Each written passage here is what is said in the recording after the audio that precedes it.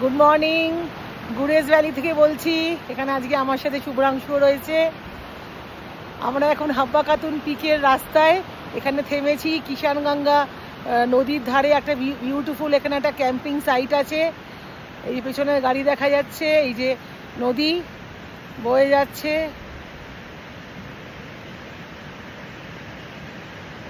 এখানে আমাদের এখানে দুটো গাড়ি, একটা অন্য টুরিস্টরা এসছে, এর পেছনে এটা আমাদের গাড়ি রয়েছে। আর কেউ নেই, ভিড় একদম নেই বলা যেতে পারে। শ্রীনগরে যে সাংঘাতিক ভিড় সেসব এখানে একদম নেই। এই যে ক্যাম্পিং সাইটটা রয়েছে, কয়েকটা ক্যাম্পস পাতা রয়েছে, সঙ্গে একটা লাগোয়া রেস্টুরেন্ট।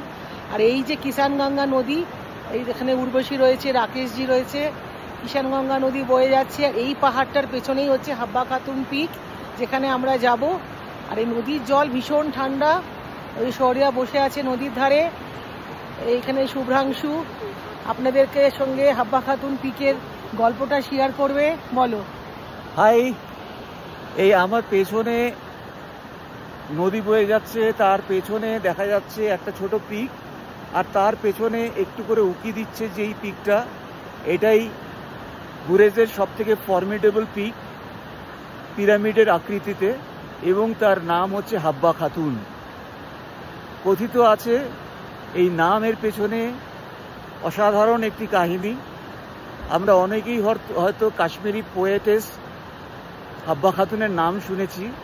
সেই হাব্বা খাতুন, সেই ফেমাস যে কবি ছিলেন, মহিলা কবি ছিলেন, তিনি এই অঞ্চলেরই মহিলা। তিনি কবিতা লিখতেন এবং গান গাইতেন। অনেক কম বয়সে তার বিয়ে হয়ে গেছিল গুরেজের একটি ছেলের সাথে, যার নাম হাব্বা। কারণ হাব্বা খাতুনের আসল নাম ছিল তখন জুন, যার অর্থ হচ্ছে চাঁদ, মুন।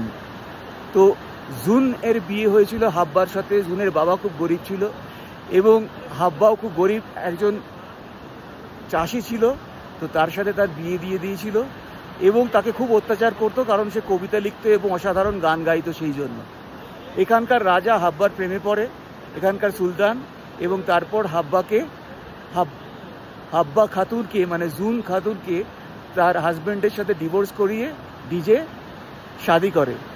কিন্তু তখন আকবরের সময় আকবর তাকে ধরে নিয়ে যায় এবং আকবরের সাথে যুদ্ধ হয়।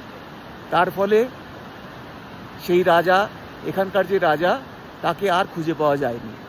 কথিত আছে যে হাব্বা খাতুন এই পাহাড়ের নিচে কিনারে কিনারে, নদীর পারে পারে, জঙ্গলে জঙ্গলে ঘুরে বেড়াতো এবং তার স্বামীকে খুঁজে বেড়াতো।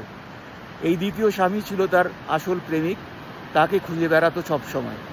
এবং এখনো বলা হয় যে রাত্রে, মধ্যরাত্রে তার যে অশরীরী আত্মা, সেই আত্মা এই পাহাড়ের চারিপাশে ঘুরে বেড়ায়।